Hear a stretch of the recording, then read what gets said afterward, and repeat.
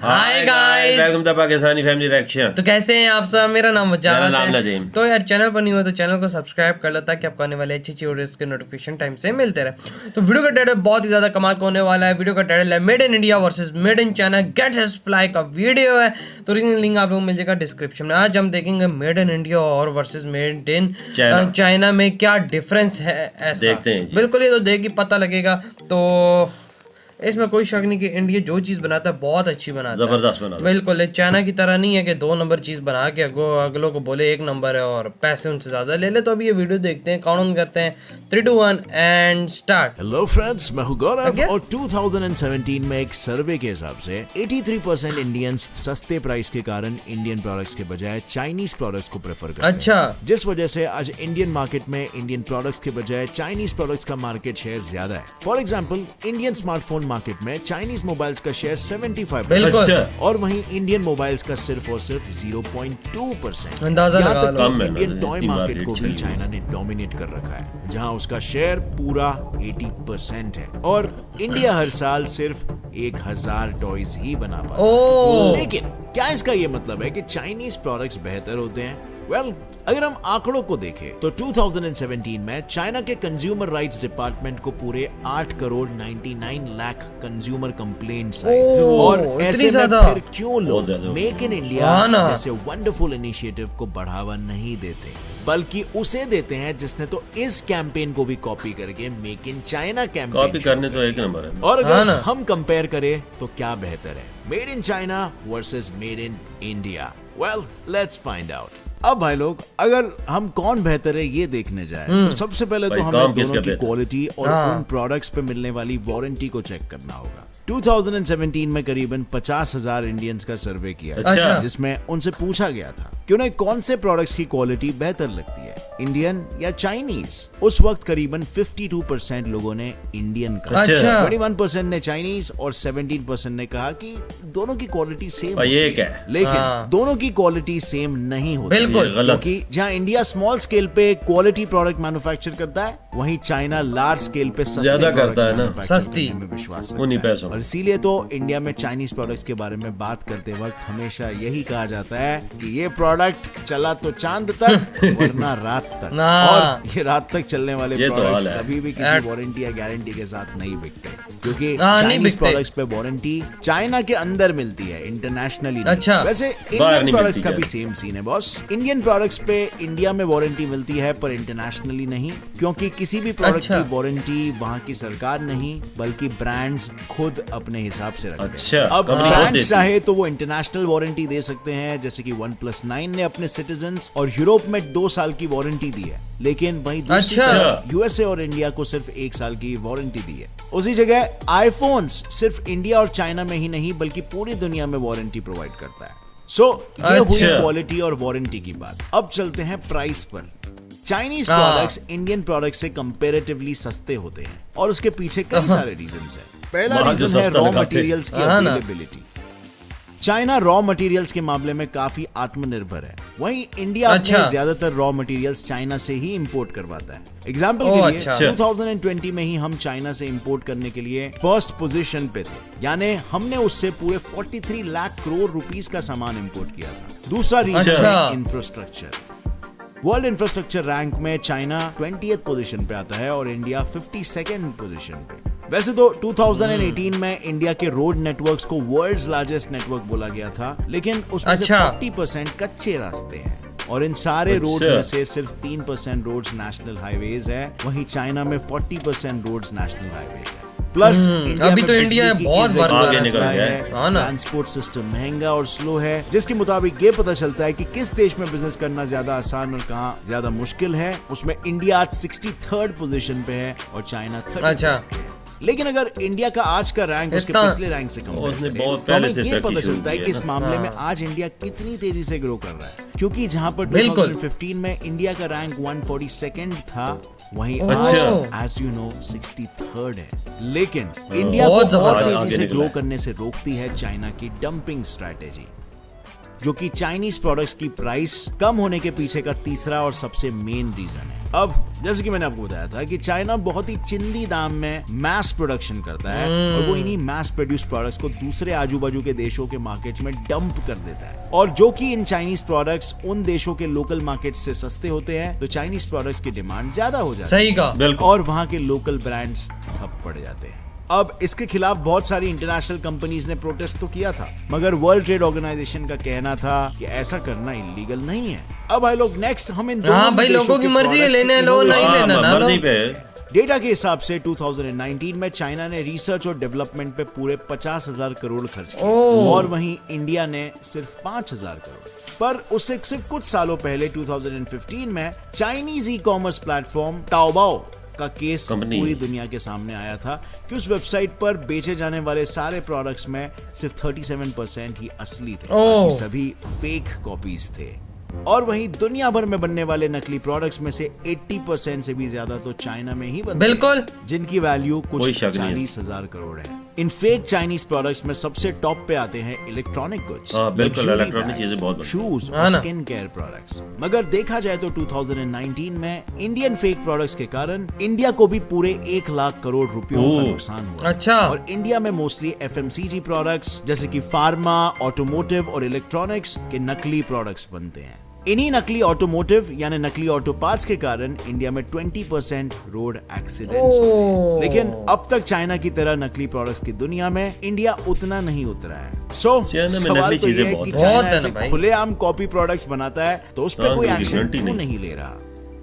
वैसे तो हर देश में कंपनीज के ट्रेडमार्क और कॉपीराइट्स को प्रोटेक्ट करने और नकली प्रोडक्ट्स के प्रोडक्शन पे कंट्रोल रखने के लिए इंटेलेक्चुअल प्रॉपर्टी राइट्स बनाए जाते हैं, लेकिन ये लॉस चाइना में बहुत ही वीक है। जैसे चाइना का कानून इन्हें देख के भी अनदेखा कर देता है और ज्यादातर बार इन्हें तोड़ने पर कोई एक्शन भी नहीं लिया जाता, जिसे कबूल करते हुए खुद चाइना के प्रेसिडेंट शी जिनपिंग ने स्टेटमेंट दी कि वो चाइना के डेवलपमेंट के लिए अपनी IPR को इम्प्रूव करेंगे। वहीं दूसरी तरफ इंडिया भी अपने लॉस को स्ट्रिक्ट कर रही है। नकली प्रोडक्ट से लड़ने के लिए 2020 में Amazon ने इंडिया में प्रोजेक्ट जीरो चालू किया, जहां काउंटरफीट प्रोडक्ट्स की सेल को रोकने के लिए Amazon ने कहा था कि वो अपने सिस्टम और टूल्स को अपडेट करेंगे।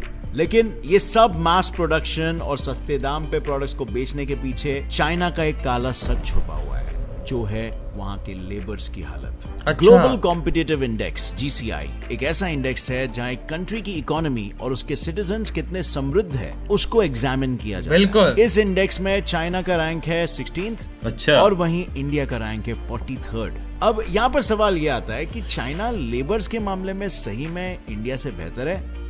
सच्चाई तो ये है कि चाइना अभी तक फोर्स्ड लेबर और स्लेव लेबर जैसी प्रैक्टिसेस जिससे दुनिया उभर आ चुकी है वो आज भी फॉलो करता है, जिसके तहत वो अपने लेबर से ज्यादा काम करवा के बहुत ही कम पैसे देते हैं। और 2017 में तो चाइना में एक ह्यूमन ट्रैफिकिंग का सबसे बड़ा खुलासा हुआ था, जिसमें चाइना के शांगसी प्रोविंस में एक फैक्ट्री में मिला था एक खतरनाक लीड, जहां पर बच्चों से लेकर बूढ़ों और यहाँ तक कि अपाहिज लोगों से तक जबरदस्ती मजदूरी करवाई जा रही थी। अभी भी ज्यादातर फैक्ट्रीज और कंस्ट्रक्शन साइट्स पे चाइना के 996 के वर्क कल्चर को अपनाया जाता है, जिसमें वर्कर्स को सुबह 9 बजे से रात के 9 बजे तक हफ्ते के 6 दिन काम करना। और इनके जालिम कल्चर में 14 से 16 साल के स्कूल स्टूडेंट्स को भी जबरदस्ती डाला जाता है, ये कहकर कि अगर वो काम नहीं करेंगे तो उन्हें ग्रेजुएशन की डिग्री नहीं मिलेगी। ये तो होता है भाई, चाइना का अत्याचार यहीं पे खत्म नहीं होता। साल 2020 में ये पाया गया था कि चाइनीज सरकार खुद ही अपने देश की उइघुर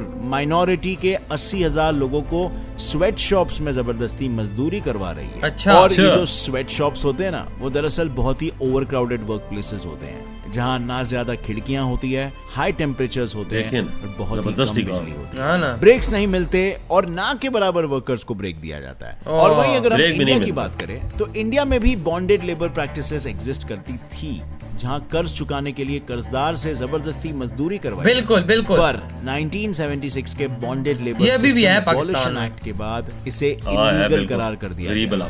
मगर चाइल्ड लेबर की प्रॉब्लम्स इंडिया में आज तक देखने को मिलती है, जहां 2011 में सेंसस के डेटा से पता चला था कि करीबन 1 करोड़ बच्चे इंडिया में चाइल्ड लेबर का शिकार थे। अच्छा। सो फ्रेंड्स, अब ये सब सुन के फाइनली आपको क्या लगता है, कौन से देश के प्रोडक्ट्स बेहतर है, इंडियन या चाइनीज? मुझे नीचे कमेंट सेक्शन में बताना अपनी राय। आई फील कि हम सभी को मेड इन इंडिया प्रोडक्ट्स को ज्यादा प्रोत्साहन देना सही कहा। क्योंकि अगर देखा जाए तो जब से मेक इन इंडिया 2014 में लॉन्च हुआ था, तब से हमारे देश के कई सेक्टर्स में ग्रोथ और जॉब अपॉर्चुनिटीज देखी गई है। बहुत जैसे कि मेक इन इंडिया के तहत काफी सारे रेप्यूटेड ऑटोमोबाइल कंपनीज ने एक एस्टिमेटेड 14,000 करोड़ रुपीस इन्वेस्ट करके कई सारे शहरों में अपने मैन्युफैक्चरिंग हब्स खोल लिए, जिसने 2021 तक कुछ 10,000 जितने जॉब्स क्रिएट किए।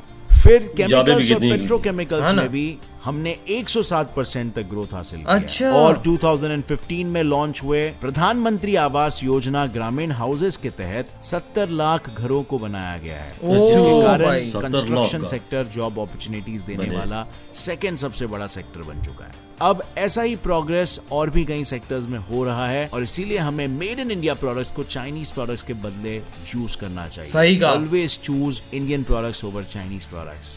फिर भी पूरे इंडिया में सिर्फ 43% लोग ही ऐसे हैं जिन्होंने चाइनीज प्रोडक्ट्स कंप्लीटली यूज करना बंद कर दिया। यार बकाया भी बंद करो, कर देंगे। क्यों आज भी लोग इंडियन प्रोडक्ट्स के बजाय तो चाइनीज प्रोडक्ट्स यूज करते हैं? इस पर आपकी क्या राय है मुझे नीचे कमेंट सेक्शन में बताना। मैंने पर्सनली जितना हो सके चाइनीज प्रोडक्ट्स यूज करना बंद कर दिया है। जैसे बहुत सही किया। पहले मेरे पास OnePlus का फोन हुआ करता था और अभी मैं उसकी जगह पे सैमसंग यूज कर रहा हूँ। आई नो इंडियन ब्रांड तो नहीं है, कोरियन ब्रांड है, but still at least Chinese brand तो नहीं है। और आप भी इसी तरह जितना हो सके कंट्रीब्यूट करिए और आप भी इसी तरह जितना हो सके बहिष्कार करिए चाइनीज प्रोडक्ट्स का और कंट्रीब्यूट करिए इंडियन इकोनॉमी। सही कहा। अगर इस वीडियो से कुछ भी आपको नया सीखने मिला यार इधर ये वीडियो खत्म। अब आते हैं अपने रिव्यू की तरफ। तो यार भाई सीधी सी बात है, मेड इन इंडिया को चूज करो। 47% लोगों ने अभी भी चूज किया हुआ है, बकाया रह गए 53%। जिनको पता नहीं है उनको भी बताओ और खत्म करो इस चाइनीज प्रोडक्ट्स को और चाइना को बिल्कुल आप लोग बाइकाट करो यार, क्योंकि ज़ाहिर सी बात है ये चीज़ सही बनाते नहीं, अगलों का नुकसान है, सस्ती दे देते हैं,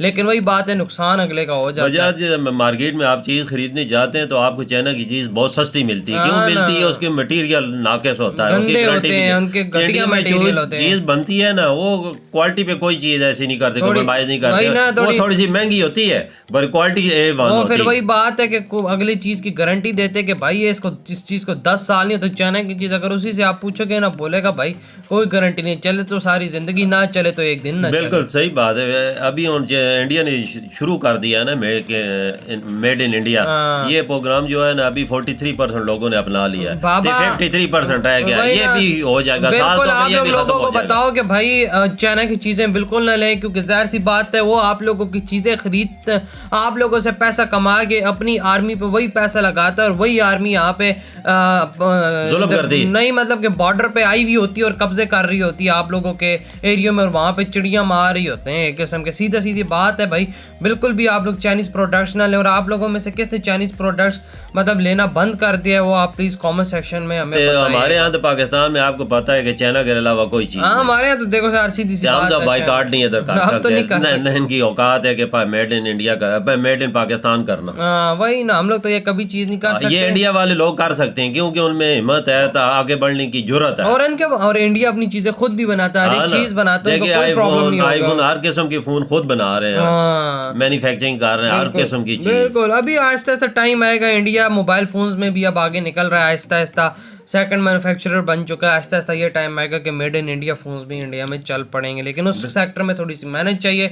इंडिया को अपने अच्छे फोन्स लॉन्च करने पड़ेंगे, तभी लोग आएंगे। और बकाया जहाँ तक बात है भैया, ये उधर जो इनकी लेबर है उन पे जुल्म बहुत करते हैं, 9-9 घंटे काम कराते हैं, 12-12 घंटे काम कराते हैं, जुल्म है ना, उनको ब्रेक का वक्फा भी नहीं दिया जाता। और छोटे छोटे बच्चों से उधर काम कराया जाता है कि भाई कितनी बड़ी वही ना, वो बाबा काम लेते हैं फिर तभी आगे बढ़ रहे हैं, पैसा भी कम देते हैं। इंडिया में आप काम करते हैं उतने उस मुताबिक आपको सैलरी मिलती है, 8 घंटे करते हैं। और पूरी दुनिया से चाइना को कितनी ज्यादा कंप्लेन रिसीव हुई है कि तुम लोगों की चीजें घटिया ये है वो, लेकिन वो क्या है भाई, वो बेचता। हमारे यहाँ आप देख लेना, कोई चीज उठा के लेते महीना 20 दिन चलेगी, खराब हो जाएगी। इधर हमारे यहाँ यही सीन है यार। तो आप लोग बताएं आप लोगों के थॉट इस वीडियो के बारे में। बाइकआउट करो चाइनीज प्रोडक्ट्स को, आप लोग मेक इन इंडिया के तहत मेड इन इंडिया चीज चूज करो ताकि आपके कंट्री को फायदा पहुंचे। हमारी बेस्ट विशेष आप लोगों के साथ हैं। इधर वीडियो खत्म करते हैं, तो बाय।